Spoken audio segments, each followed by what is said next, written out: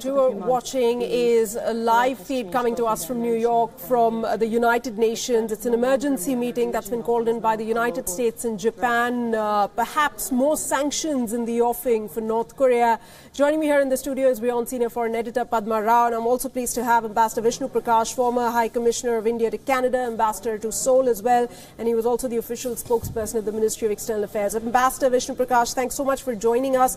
I'll come to you in just a bit, but coming to you, Padma, very quickly, if you could give us a sense of are we headed for more sanctions as far as North Korea is concerned? Yes, that's what it seems like, and it's rather peculiar because Ms. Nikki Haley began by listing a long, line of sanctions that have not worked in the past, and she's, repeated that over 24 years, North Korea has simply reacted with more missiles and more tests, and that further sanctions will not work, and that the strongest possible measures are needed. But what comes then is the toughest possible sanctions, is what she calls for. And she's also said that every country that does business with North Korea, the United States will be taking a close look at.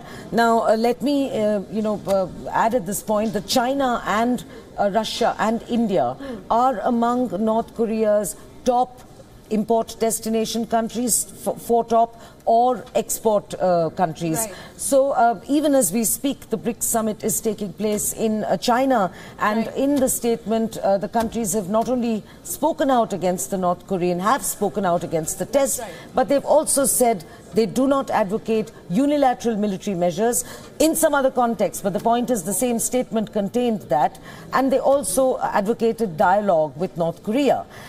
Just to finish my point, Sana, the point is that the United Nations Security Council, there are two more members that are permanent veto right members, that is China and Russia. And neither of them were, we don't know whether they're actually present at this meeting, but they were certainly not part of the group that called for the meeting. Absolutely. So whether they were left out intentionally or whether they are participating, we will see. Right. But the whole point is that they obviously stand, have a very different position on North Korea. To what Let me take that to Ambassador Vishnu Prakash at this point. Ambassador Vishnu Prakash, thanks so much for being with us here.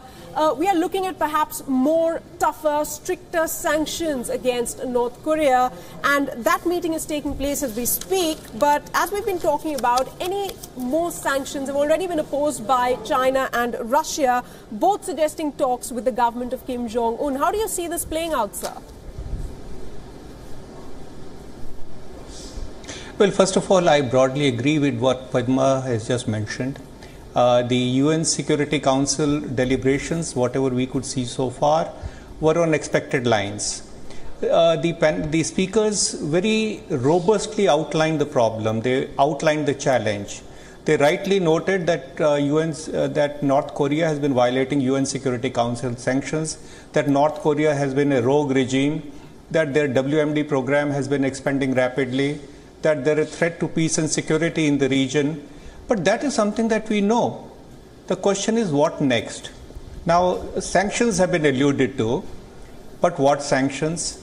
What are the possibilities? What has come out so far is, for example, a possibility of imposing a ban on the North Korean airlines, on imposing a ban on import of oil, POL products by North Korea, by tightening sanctions on countries which are doing business with North Korea. Right. Well, that is quite possible to do that, but will it help is the question.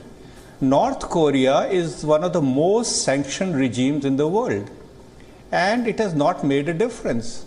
There are two aspects to it. One, North Korean ability to handle pain and suffering is considerable because the elite does not suffer, it's the people that suffer. And the elite continues doing business as usual. Secondly, China would be loath to see a failed North Korea, or would North Korea that implodes.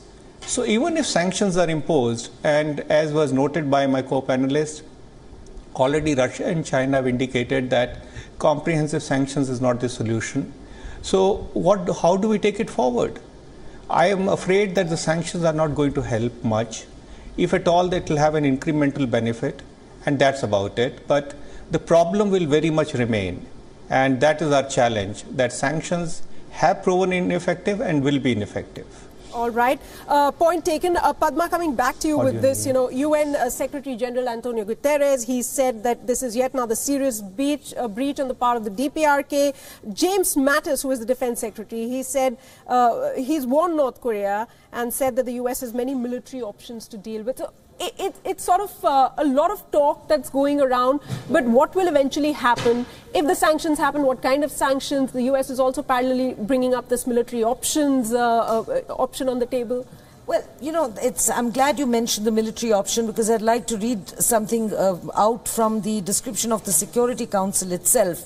When the Security Council considers a threat to international peace, it first explores ways to settle the dispute peacefully, obviously. It does various things. It suggests things to the parties. It appoints special representatives, etc., etc., investigation, mediation, restrictions to guard against exploit. There's a whole list of measures. Right. Now, according to Ms. Haley and the Japanese permanent representative to the United Nations, all these measures have already been taken, and they didn't work. Right? So there is a provision in the Security Council, which is my reading.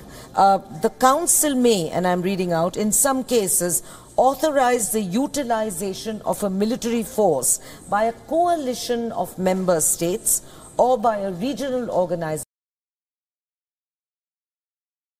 Combine that with what the words you quoted by Rex Tillerson and by President Trump, who said, they are going to take some action. Nikki Haley herself, who said yesterday that enough was enough. She repeated those words today. I feel that, what the United States and Japan are really doing by calling this meeting is by looking at this particular option that the Security Council offers them, authorize the utilization of military force by a coalition of member states. And this is likely to be an option which the other veto states, China and Russia, may not actually veto, but they may abstain from voting. Right. Because this essentially means that they're not going to get their fingers dirty. They're not going to, take any sort of form of military action bilaterally, any of these countries, but they're going to allow the United Nations to be an umbrella of sorts to carry out some sort of a sterner. I don't think and I don't believe, like Ambassador Prakash, that it's going to rest at sanctions. I mean, Ambassador We've seen that before, and it hasn't yielded results. He's been the ambassador to Seoul. He knows the area intimately, and as he just said, this is not going to work. And there isn't anybody out there at that Security Council meeting who doesn't know that either. Right. Ambassador Vishnu Prakash, would you like to react to what Padma just said?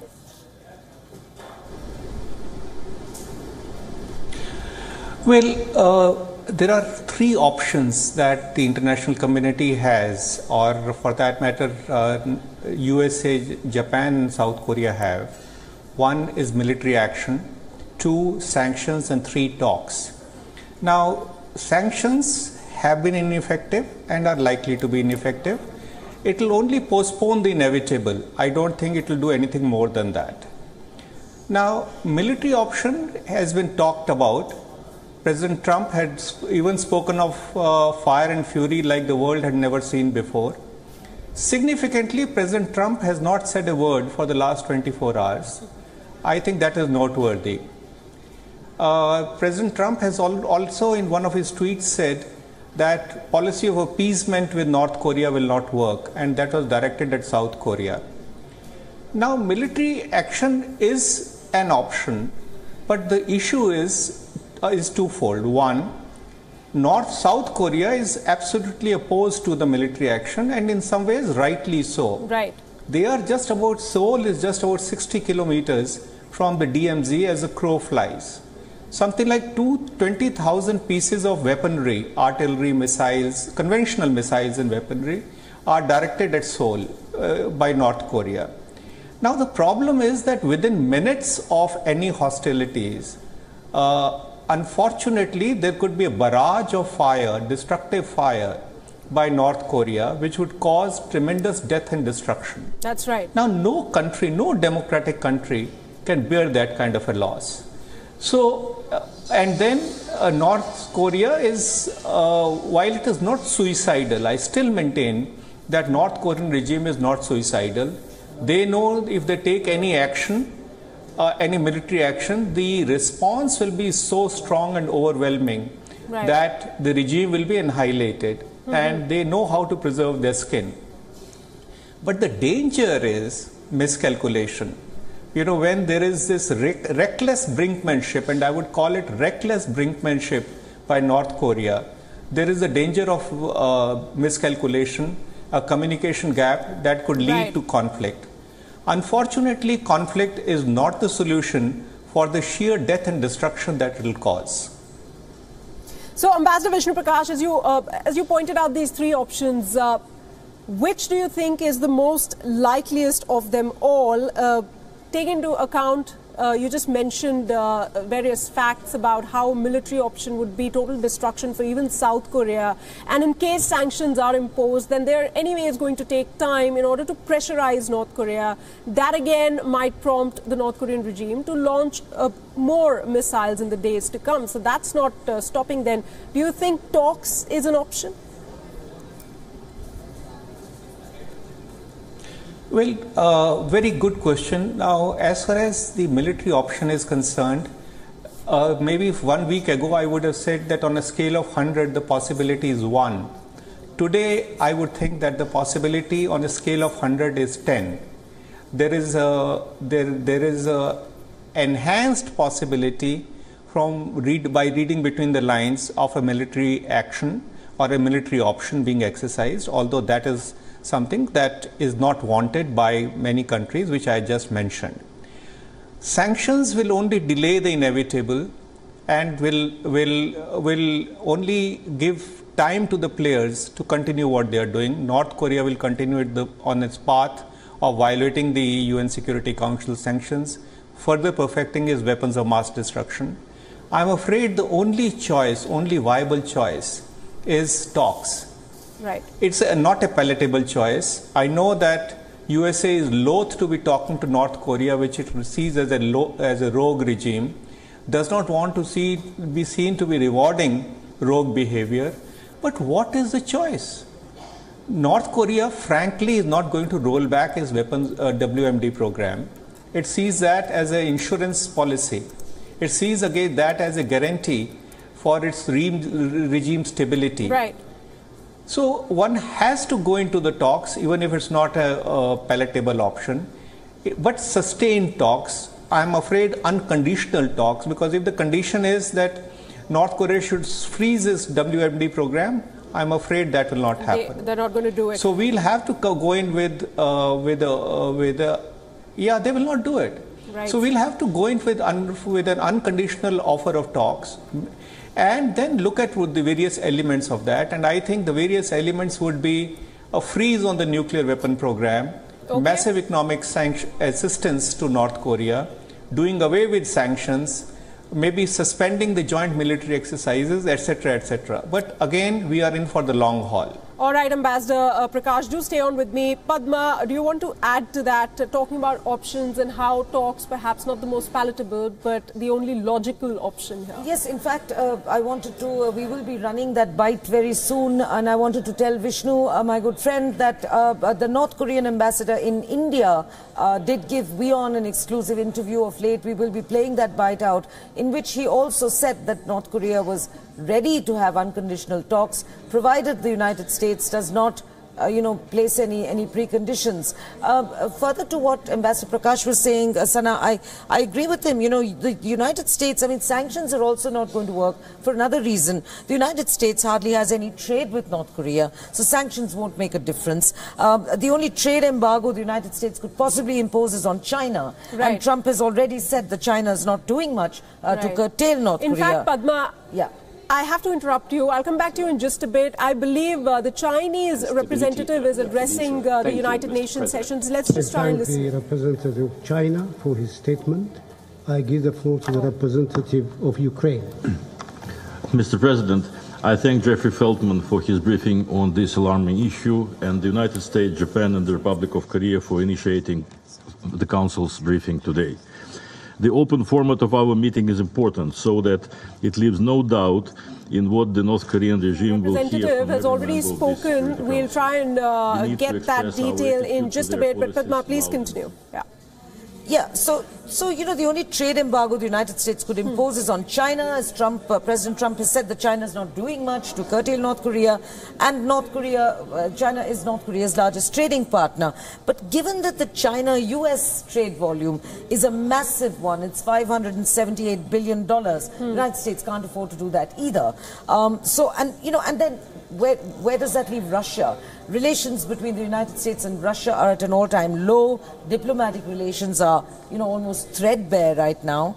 And the U.S. military action, as Ambassador Prakash Vishnu pointed out, they're highly unlikely to be a unilateral military action, simply because nobody can actually gauge the scale of what the North Korean backlash reaction to that kind of military action is going to be, and how severe, and also the fallout on South Korea will be mammoth. So that means that President Trump's no matter what he says, unilateral military action is not an option. So that really only leaves talks, and I hope we can play out the bite very soon. We'll try and get that bite out. But Padma, also, what do you think of the policy suggested, the freeze policy by the Chinese and Russians, in which they say the North Korea would declare a moratorium on nuclear and missile tests with the United States, and then South Korea will refrain from large-scale military exercises in return. Do you think that's something which can be looked at? I don't think that's going to happen, because the North Koreans have made it clear time and again,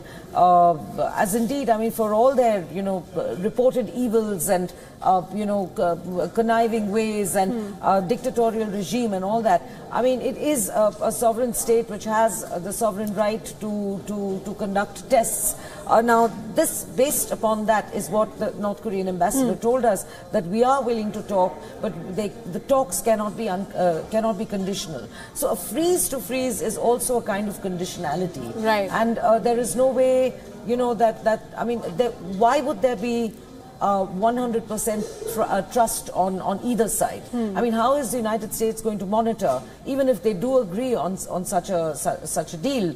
How are you going to monitor that the North Koreans have really frozen their program, and how are the North Koreans going to monitor that there's everything in South Korea is also frozen simultaneously? So where there's a lack of trust, it seems impossible to strike such deals for me. All right. I think we have that soundbite. In fact, in an exclusive interview to WION in June this year, the North Korean ambassador to India had said that nuclear weapons are Pyongyang's right to existence. Let's just go back and listen into what he told us.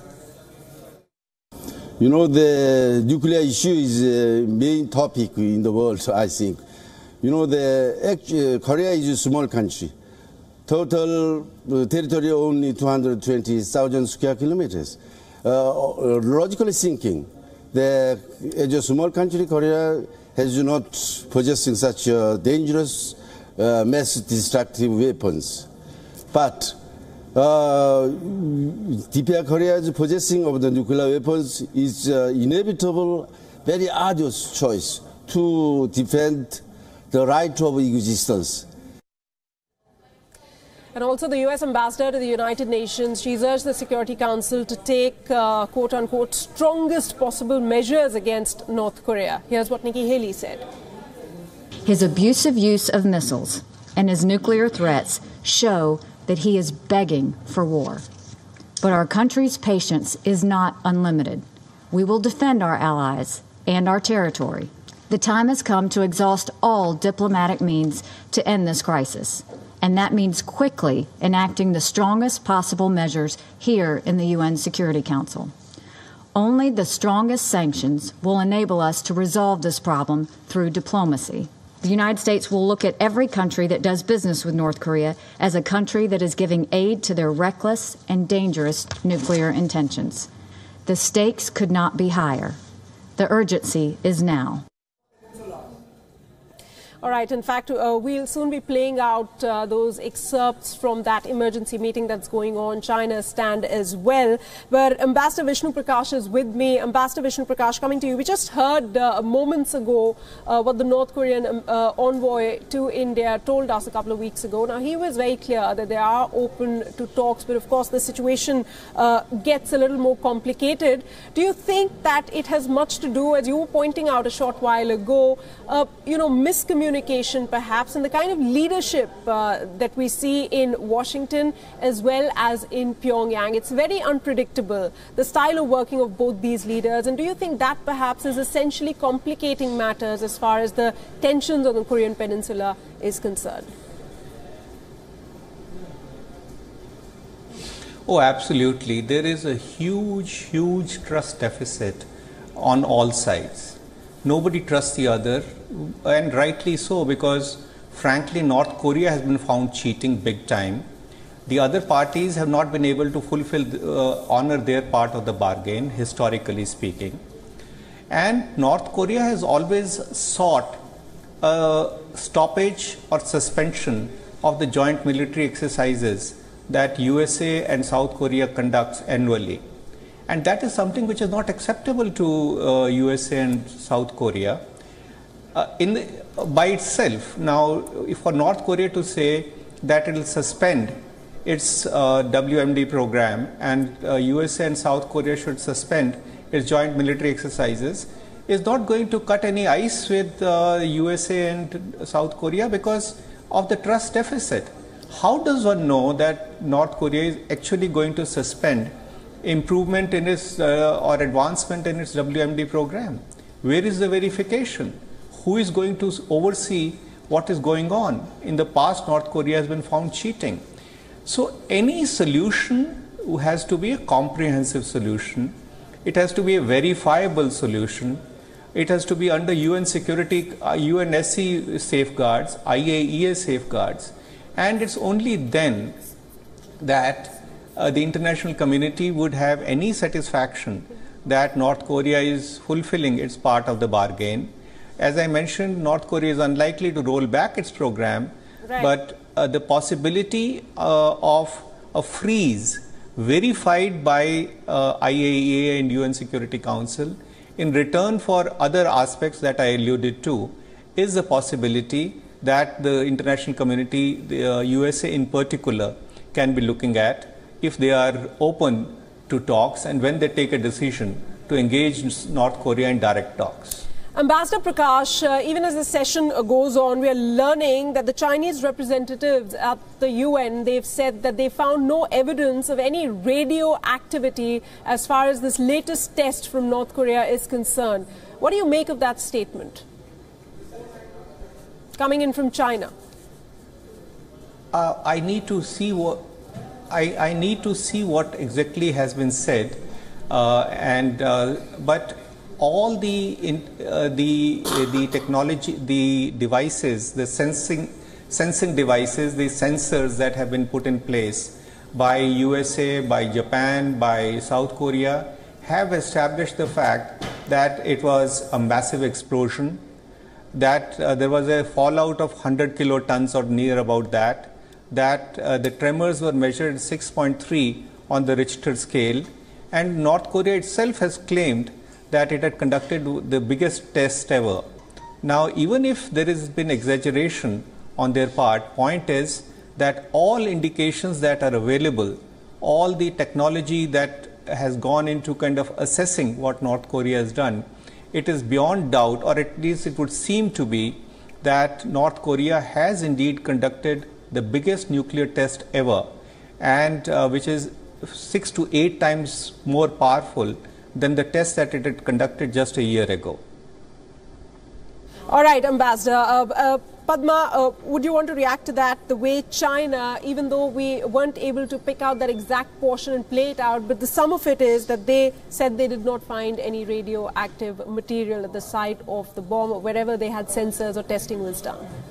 But again, you know, I think we're talking about trust deficits, and there are certain vested interests that China has in this whole issue. Despite the severe condemnation of the North Korean tests, also, you know, the fact that they're hosting this big summit there right now, and the world attention is upon China. That's right. Perhaps they don't want to rock the boat, you know, as far as the international headlines are concerned. Perhaps they're aiming at something else at the United Nations. You know, but I do feel that, as Ambassador Prakash said, maybe a middle path could be found. You know, a kind of a freeze-to-freeze, parallel to talks, direct talks with the North Korean regime. But the question really is, will the United States bite?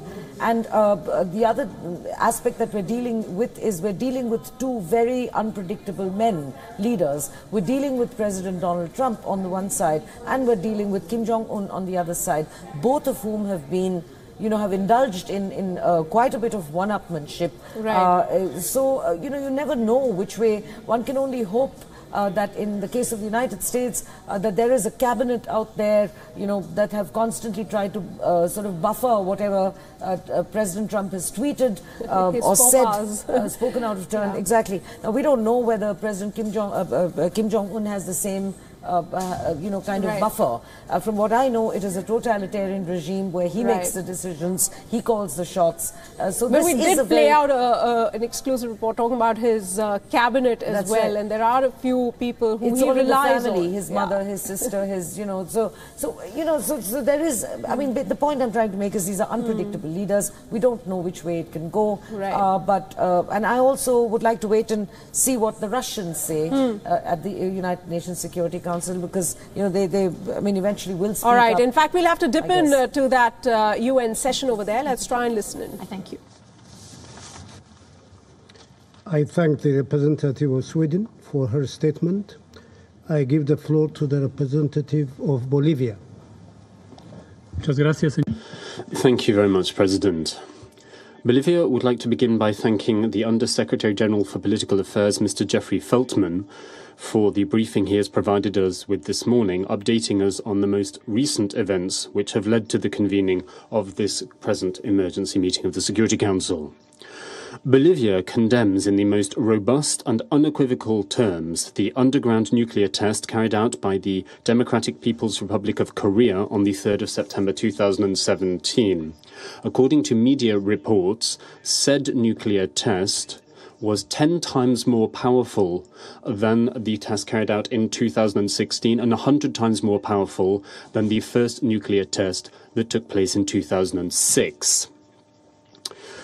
Bolivia, guided by its own pacifist ideology and its opposition to nuclear tests, as well as by a conviction as a proponent of the non-proliferation of nuclear weapons, a concept enshrined in the various international treaties in this area, decries the manufacture of nuclear weapons fully commensurate with what is prescribed in the treaty banning nuclear weapons in Latin America and the Caribbean, which is better known as the Tlatelolco Treaty.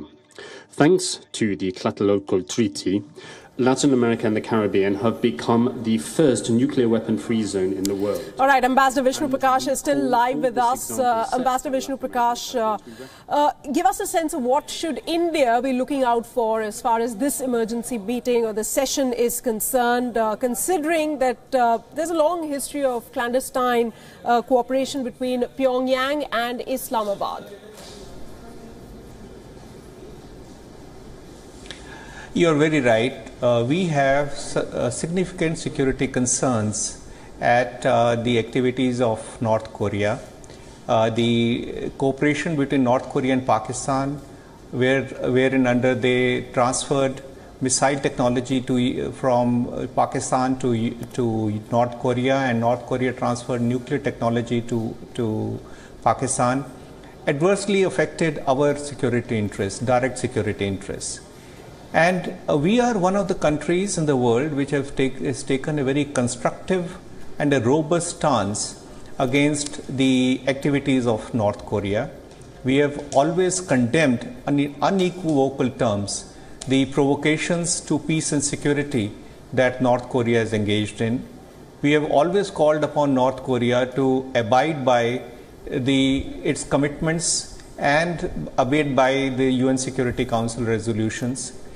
And we, as a responsible member of the international community, continue to do so.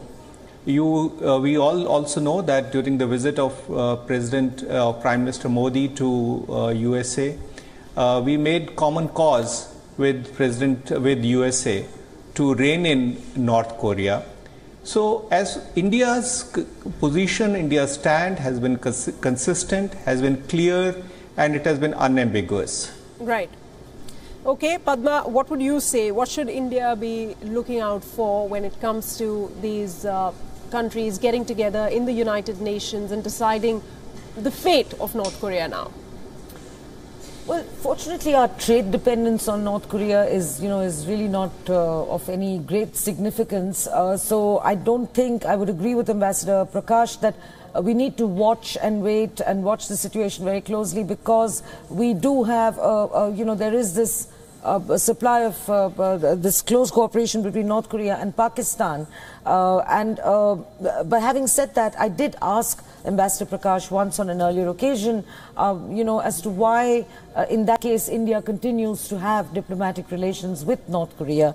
And he pointed out to me, and he is right, why not? I mean, was his response, because we've had actually no direct aggression on the bilateral level. So India prefers to engage. That has been the policy, pretty much India's foreign policy, and it continues that way. Right. So India, I think, will continue to engage as to whatever extent possible North Korea and the North Korean leadership.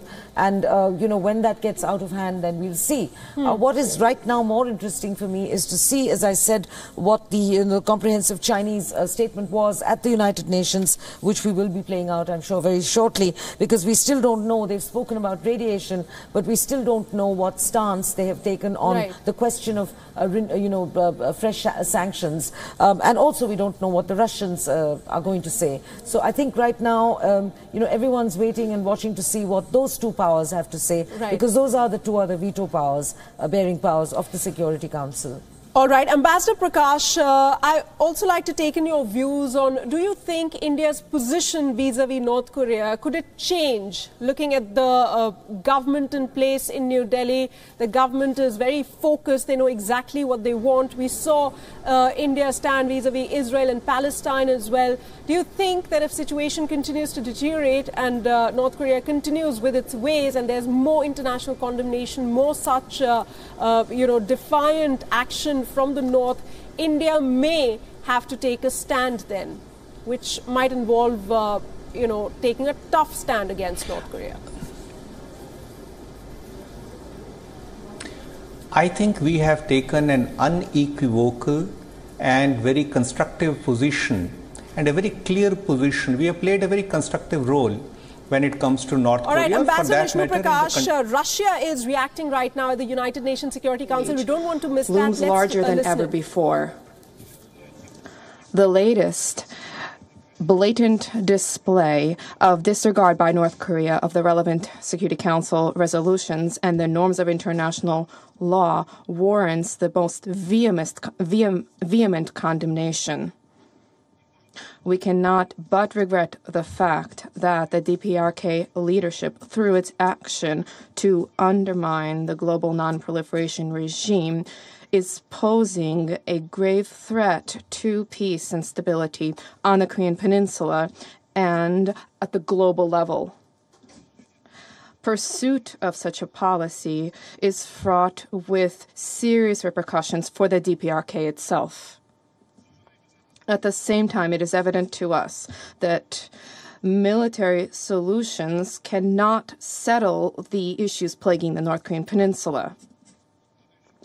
Given the unfolding situation, there is an urgent need to maintain a cool head, to refrain from any action that can further escalate tensions. We reaffirm the need for a comprehensive and full compliance by all stakeholders with the relevant Security Council statements and resolutions, including the recent Resolution 2371 adopted by consensus. Many today delved into the history of attempts to halt the DPRK nuclear and ballistic program. This excursus into history only serves as evidence of the fact that we failed to resolve this issue through Security Council resolutions, which were only geared towards leveraging sanctions mechanisms. We call upon all stakeholders to immediately return to dialogue and to negotiations, as that is the sole way to comprehensively settle the issues besetting the Korean Peninsula, including nuclear issues. We reaffirm our willingness to engage in concerted efforts along these lines, including in the context of implementation of the Russo-Chinese roadmap. Mr. President, the Russian Federation calls for the international community not to yield to emotions, to act in a calm and balanced way. Once again, we stress that a comprehensive settlement to the nuclear and other issues plaguing the Korean Peninsula can be arrived at solely through political diplomatic channels, including by leveraging the mediation efforts of the United Nations Secretary General. Thank you. I thank the representative of the Russian Federation for his statement. I give the floor to the representative of Uruguay. All right, in fact, now Uruguay's representative is reacting, but that was crucial. That is important, what Russia has said, and pretty much on the expected lines. Ambassador Vishnu Prakash, your reaction? They've come down heavily on the latest test conducted by the North, but they've also made it clear that everyone needs to keep a cool head, not get emotional about it, and talks perhaps are the only way forward. Yes, absolutely. The reactions of China and Russia have been on expected lines. They have strongly condemned even China yesterday and today Russia have strongly condemned the tests conducted by North Korea. But having said that, they have always cautioned against any action that could further aggravate the situation. And if you notice, the operative word in the Russian PR's comments was comprehensive settlement through talks, and that is what they have been advocating. The six-party dialogue was all about that, and this time also both China as well as Russia are, I think what will happen perhaps is that if UN Security Council goes the sanctions route, there will be incremental sanctions. China and Russia will join in the sanctions, or at least not block the sanctions, but beyond that there will be a stalemate, and neither China nor Russia will be agreeable to any military action against North Korea, and they would insist that there should be a dialogue, a peaceful dialogue to address the issue that is confronting the peninsula and East Asia. Right, Padma is nodding there in agreement. Padma, so essentially, we're looking at from what we're gathering till now is that Russia and China will stick with their stand. They might not block the sanctions per se, but it would result in a stalemate with the North continuing to do what it is doing, regardless. Absolutely, I totally agree with Vishnu on that. But what I'd like to do is ask Vishnu a question, because he is, as I said, he knows the region really well. As to Vishnu, you spoke about the dialogue, the comprehensive dialogue that the Russians are asking for. Do you think that given the history of these 24 years of repeated sanctions coming their way from, through the United Nations from various countries, that the North Koreans would be more, agreeable to a dialogue through a mediator, let's say? I know the tiny Switzerland has offered. I'm sure there will be plenty of other, offers pouring in to mediate. So would mediation by a third neutral party be somewhat better or more acceptable to the North Koreans than one sponsored either by the United Nations or by any of the countries in the Security Council? Padma, you have raised a very valid, I think you have touched upon the most crucial aspect of talks. I don't think that North Korea is interested in any mediation. They are not interested in any good offices by anybody.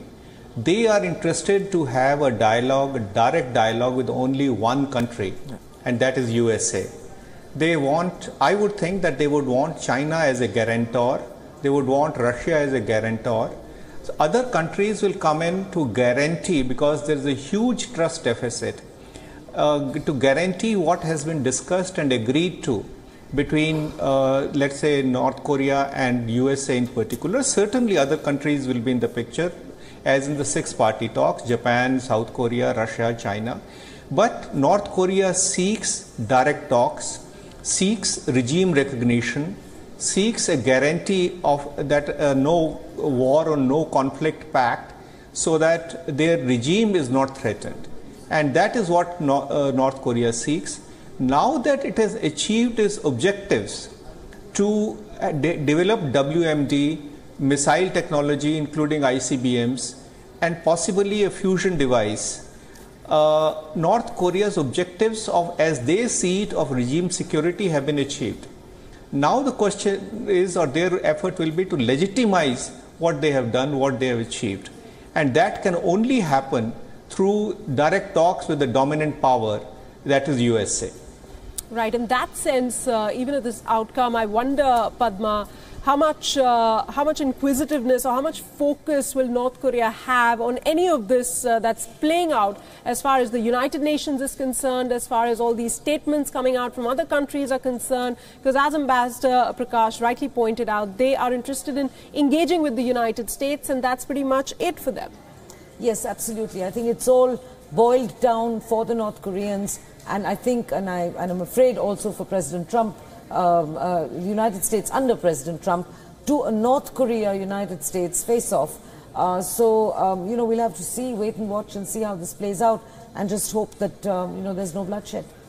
Absolutely. If we could just go back into the session and try and listen into what some of the other representatives are saying as far as the situation in the North is concerned. France, Japan, and the Republic of Korea for calling these consultations on this most flagrant violation by DPRK. It is absolutely unacceptable for the international community to see the detonation of the 6 nuclear tests in the 21st century. Such actions undermine the collective efforts of the international community in establishing a nuclear weapons-free world. It is even more frustrating to receive this news just as we have celebrated the International Day Against Nuclear Tests. It should be noted that UNGA resolution establishing the International Day Against Nuclear Tests was unanimously adopted by all member states, including DPRK. The world once again calls on the North Korean regime to abandon its nuclear ambitions and return to the negotiating table. At the recent special meeting of the UN General Assembly, all the participating member states were unanimous in condemning the nuclear threats caused by the provocative actions of Pyongyang. We believe that in light of today's tensions, we have to keep tirelessly seeking mutually acceptable solutions with a view to achieving concrete agreements, both bilateral and multilateral, on freezing DPRK nuclear program and to initiate stage-by-stage denuclearization of the Korean Peninsula. At all costs, we must not. The United Nations emergency session goes on. We're expecting it will go on for a couple of more minutes. Still, all the member states voice their concerns or make a statement regarding North Korea. But Padma, going back to what China and Russia said, which is something that we are looking at right now, and also Nikki Haley, she's talked really tough. She said enough is enough, and that North Korea is begging for war, literally. But clearly, as far as China and Russia are concerned, their stance continues to be unchanged. They're still calling for a dialogue as expected, and saying that everyone should come together and think with cool minds on something as serious as this. Absolutely. And just to go back to the BRICS statement, which is, you know, where, and to quote from it, and let's not forget, why do I refer to the BRICS statement? Because India is also a signatory to this joint statement. We condemn unilateral military interventions, economic sanctions. So the unilateral military intervention that completely rules out any acceptance of the United States, for instance, going it unilaterally, which is why I suggested that if there is a military option that is being considered by the United States at all, then they're obviously trying to take the UN route, so to speak, you know, by using that provision, the last-ditch provision that the Security Council regulations do provide for. You know, and economic sanctions are entirely ruled out by the BRICS statement as well. And India is a signatory to this statement. So we can safely assume that India is pretty much on the same page as China and the Russian Federation at the United Nations this morning. In fact, morning. I'm being told we do have that excerpt of this emergency session where China's representative is reacting. Let's listen in. The situation on the peninsula is deteriorating constantly as we speak, falling into a vicious circle. The peninsula issue must be resolved peacefully. China will never allow chaos and war on the peninsula. The parties concerned must strengthen their sense of urgency, take due responsibilities, play their due roles, take practical measures, make joint efforts together to ease the situation, restart the dialogue and talks, and prevent further deterioration of the situation on the peninsula. All right, this is in fact that full reaction of the Chinese representative. He talks about how this is a vicious circle and the situation is deteriorating on the Korean Peninsula. But he did say that joint efforts are needed and parties concerned should adopt peaceful ways. Padma, your reaction to what China has said? Well, you know, I read a report a little while ago, just before the United Nations session began, that there is a North Korean delegation on its way to Russia. So, you know, I found that interesting because when they mean a joint I don't remember what the exact wording of the Chinese representative was, but if they are implying some sort of, dialogue with perhaps outside mediation or someone sort of making this dialogue, facilitating the dialogue, then I think they might be seeing themselves as the facilitators as well. Perhaps even, to stretch it even further, perhaps the BRICS as an institution seeing itself as a facilitator, because after all, they have spoken in one voice about the North Korean tests, and that includes India. So although, again, I would hesitate at claiming that India would go as far as to want to get involved, because India has maintained an admirably neutral position on, most such conflict zones in the world. Ambassador Vishnu Prakash is back online with us. Ambassador Prakash, I am hoping that you did manage to listen to the Chinese representative over there at the UN emergency session. But in case you didn't, he said that this is a vicious circle and the situation is deteriorating on the Korean Peninsula. He said that all parties involved should play their due roles and continue to sort out this crisis jointly, in a joint effort, and a peaceful resolution is must. Now, that's the gist of what the Chinese said a short while ago. How do you read what China's stance here? Absolutely on the expected lines. Let us analyze it further. Now, China does not want a nuclearized Korean Peninsula. On that, we have to give that to China, because China understands the consequences of a nuclearized Korean Peninsula. If North Korea continues on this path, then Japan will have to review its posture, South Korea will have to review its posture, and the entire region will be nuclearized. US's footprint in the region will increase, and that is something that China does not want. So certainly what North Korea has done in terms of exploding the sixth nuclear device, I would think is against the wishes of China. That said, China will not let its client state to fail or implode, because North Korea has only one mentor and or one guarantor, and that is China. Right. China will do what they will go through the motions. They will sign in on the sanctions. Sanctions will be weakened because it's very difficult to ensure that the sanctions are fully implemented by China. There is a 1700-kilometer border along the Yalu River between China and North Korea. Lots of North Koreans are settled on the Chinese side, and there is trade and commerce goes unabated. So the effectiveness of the sanctions are in doubt, and China will continue to insist that there should not be sanctions which hurt the common man in North Korea, which nobody wants. No power wants the common man to be hurt. But the problem is that North Korean regime does not care about the common man in North Korea. So we are in a bind. The sanctions are not effective. will not be effective. Military option is not a palatable option. So what is left? What is left, and I'm afraid I come back to the same thing, are talks, comprehensive talks and direct talks involving North Korea and the USA. Vishnu, I have a question as well. You know, I know that Japan was part of the group of nations that called the United Nations emergency meeting today. But do you think that Japan is also likely to relent and agree to talks as opposed to sanctions, as suggested by the Russian Federation and China, for all the reasons that you just listed? You know, why would Japan, for instance, being so close to North Korea, want a war or risk a war on the Korean Peninsula either? Certainly, Japan also does not want a war, because while their security concerns are not as profound as South Korea's are. South Korea, Seoul is just about 60 kilometers from the demilitarized zone, and it's directly in the line of fire. But on the 29th of August, North Korea had fired a missile which flew over the Japanese territory.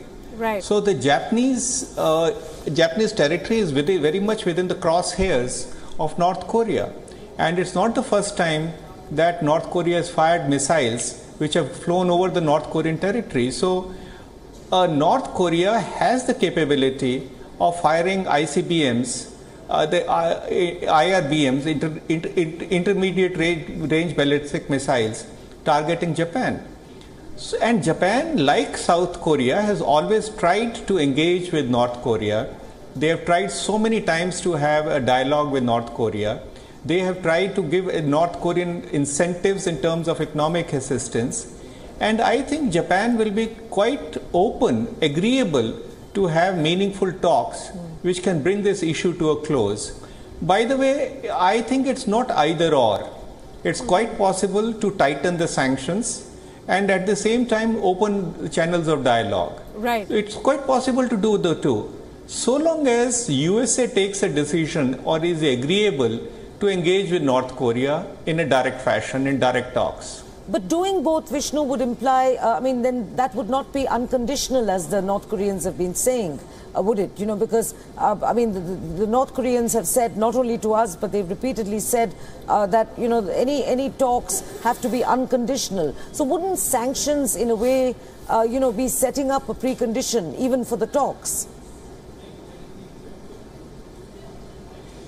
Well, in a way, no, because USA and the UN Security Council cannot be seen to be not doing anything. You know, North Korea has cocked a snook at the world, has poked USA and everybody in the eyes, in fact thrown a frontal challenge to USA. So obviously, as the predominant power in the world, and given what the concerns are in South Korea, Japan, some action is seen to be taken.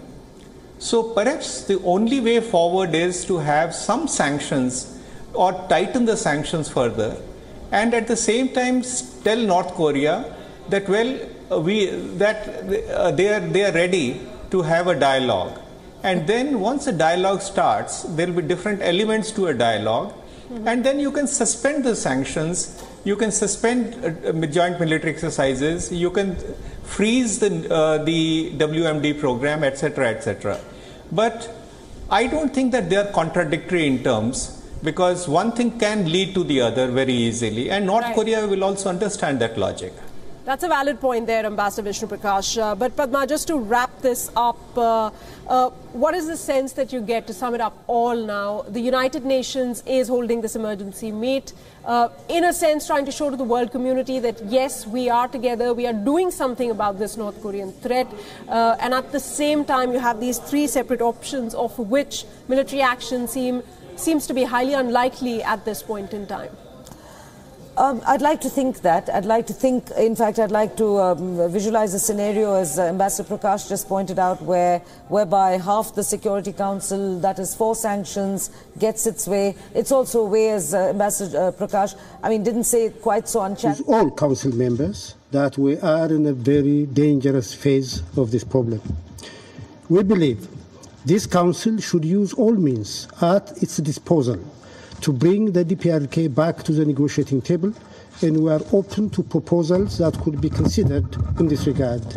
We hope we'll be able to take appropriate action to bring pressure to bear on the DPRK while maintaining the unity of the Council on this very delicate issue, which has far-reaching implications for peace and security in the Korean Peninsula and beyond.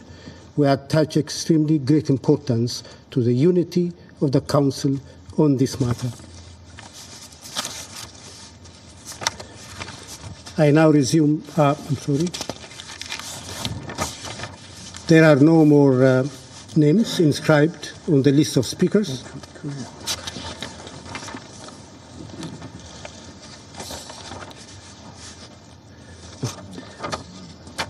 I now give the floor to the representative of the Republic of Korea.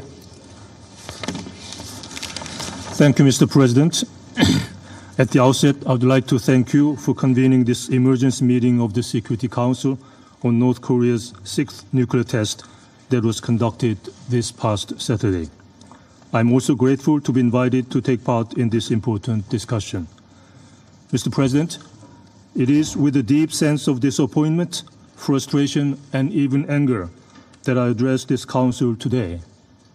1 year ago, when North Korea conducted its 5th nuclear test, the Security Council issued the stern warning that North Korea's continued nuclear and missile provocation would not be tolerated.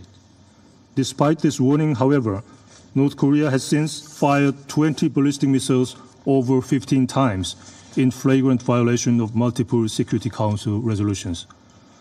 While spending considerable amounts of time and energy responding to such reckless ballistic missile provocations by North Korea, we held on to one last ray of hope that North Korea may at least refrain from additional nuclear tests.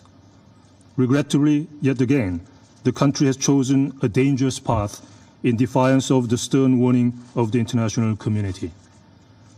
The nuclear test conducted by North Korea 2 days ago has proven to be its most powerful thus far. Following the 2 ballistic missile launches of intercontinental range in July, which led to the adoption of Security Council Resolution 2371 on the 5th of August. North Korea has been maximizing the level of threat and now claims that the purpose of the most recent test is to develop nuclear warheads to install on top of its intercontinental ballistic missiles. North Korea's such do-or-die behavior has invited a very harsh and scathing reaction from the international community. Indeed, over the past 2 days, numerous states from around the world have spoken in one unified voice by issuing statements strongly condemning North Korea's nuclear test. Even those countries that have been trying to be as sympathetic as possible vis-à-vis North Korea's security concerns have added their own voice to such condemnations without exceptions this time around. This is clear evidence that North Korea's recent nuclear test is an immense challenge that threatens the peace and security not only on the Korean Peninsula or in Northeast Asia, but of the entire world. Therefore, the Security Council must respond to this serious provocation with the adoption of a new resolution containing much tougher measures corresponding to the magnitude and gravity of the test. Now is the time to take measures that are strong and robust enough to compel North Korea to seriously engage in dialogue. All right, in all likelihood that will happen. You heard South Korea's reaction earlier. We got you what the United States representative said, also what China and Russia said. Unfortunately, that's all the time we have for in this edition of the broadcast. I'd like to thank Ambassador Vishnu Prakash and WION's Padma Rao for being here on this story.